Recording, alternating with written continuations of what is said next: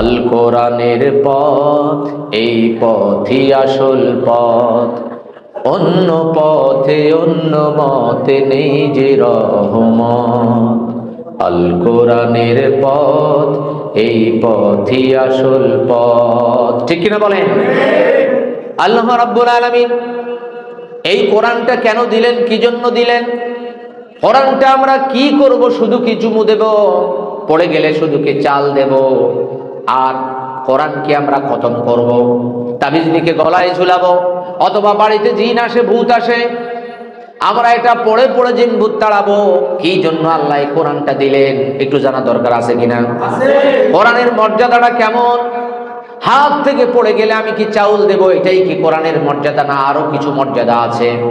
কোরআনের যে সম্মান মর্যাদা সেই দিতে পারে যে কোরআনটাকে সঠিকভাবে ব্যবহার করতে পারে। আপনার ঘরের ভিতরে দামি একটা ছুরি কিনলেন, ছুরিটার দাম 10,000 টাকা। মনে করেন এই ছুরিটা আপনি কোনো কাজে কিনেছেন কিন্তু কোনো কাজ করেন না, ওটা রেখে দিলেন, এটার কি কোনো দাম আছে? যদি এটা কাজে লাগান, ব্যবহার করেন, তাহলেই ওটা দাম আছে। যদি আপনি কাজে না লাগান, ব্যবহার না করেন, কোন নারী যদি 1 লক্ষ, 5 লক্ষ, 10 লক্ষ টাকারও যদি গয়না কিনে রেখে দেয়, ওই গয়নার কি কোনো মূল্য আছে?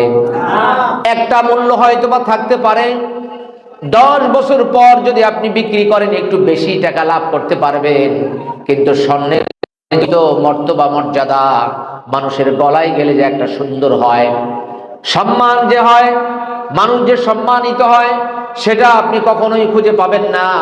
অতএব কোরআনের সম্মান কোথায়, কোরআনের মর্যাদা কোথায়, এটা আপনাকে আমাকে জানতে হবে কিনা, জানা দরকার আছে কিনা? ওয়াজ মাহফিলে আমরা তো শুধু ওয়াজ মাহফিল শুনতে আসি। কি ওয়াজ মাহফিল? কোন বক্তা কতটুকু অভিনয় করলো, কতটা কৌতুক গাইলো, এটাই আমরা মনে রাখি। বিভিন্ন দোকানে পরের দিন কাকা হুজুর একটা ঘটনা কইছে, ঘটনাটা এই ছিল, কিন্তু কি হাদিস বললো, কি আয়াত বললো, আমরা কি মনে রাখি? মনে রাখি না। যেটা মনে রাখার দরকার সেটা মনে রাখি না। তো বিষয়টা হচ্ছে এমন যে একজনের মারা গেছে বাবা। কে মারা গেছে? একটু কথা বলেন, কে মারা গেছে? তো তার একটা চাচাতো ভাই ছিল, আমাদের দেশে একটু আছে না, ওই যে পাগলা গোছের একটু ব্যাককল টাইপের লোক আছে না, তো এখন একটু হাবলা টাইপের লোক মারা গেছে। কয় তাড়াতাড়ি গিয়ে তোমার বোনকে খবর দিয়ে আসো। মনে করেন যে বোনের বাড়ি হয়তো বা এদিকে জিগর গাছার দিকে পাঠাইছে। এখন যাওয়ার সাথে সাথে বোন দেখে তো পাগল হয়ে গেছে, আরে ভাই তুমি এতদিন পরে আইছো, জবাই করে দিছে মুরগি। কি জবাই করে দিছে? মুরগি। মুরগি টুরগি দেখে সব ভুলে গেছে, মুরগি দিছে। এবার আপেল টাপেল আঙুর টাঙুর আনছে, খাইতেছে যাইতেছে, 2 দিন 3 দিন হইয়া গেছে। কয়দিন? এবার বনে পুকুর পাড়ে যায়, জিগেতেছে, কয় এ ভাইয়া তুমি কি মনে করে আসছো, কালে না ভদ্রে না, আমার বাড়ি এতদিন পরে আসছো, কি মনে করে আসছো? আরে বউ আমি তো ভুলে গেছি, তোমার আব্বা মরে গেছে। আচ্ছা বলেন তো, এখন কি তার জাটা দিয়া পিটার কাজ না লাঠি দিয়া পিটার কাজ? কোনটা দিয়া? জাটা দিয়ে পিটার কাজ না?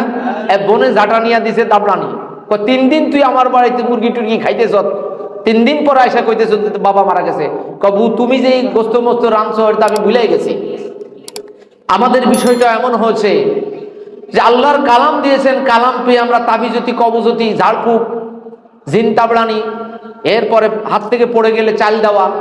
আজ থেকে 20 বছর আগে বা 30 বছর আগে ছোট্ট ছোট্ট কোরআন পাওয়া যেত, মুরব্বীরা চিনবে, বাচ্চারা চিনবে না। ওই যে রাস্তার পাশে বিক্রি করতে একটু একটু কোরআন পাওয়া যেত, আছে না? পুরো কোরআন পাওয়া যেত, তাবিজ ঝুলিয়ে মানুষ গলায় রাখতো, আছে কি না? এখনকার বাচ্চারা বলতে পারবে না। আমাদের চৌগাছার বিভিন্ন জায়গায় হুজুররা এগুলো বিক্রি করতো। আর এরকম আমার ভাই কুয়েতে গেল, কুয়েত থেকে একটা কোরআন নিয়ে আসলো, এতটুকু কোরআন। তা ভাই এটা কি? কয় এটা গাড়ির ভিতরে রাখি, একটু ওই ঝুলিয়ে রাখি আর কি। তবে কি হবে? তা বলছে গাড়ির বিপদ আপদ বালা মুসিবত দূর হবে। আসলে কোরআনটা কি বিপদ আপদ বালা মুসিবতের না অন্য বিষয়ের? কোন বিষয়ে? হ্যাঁ, এইটাই জানবো।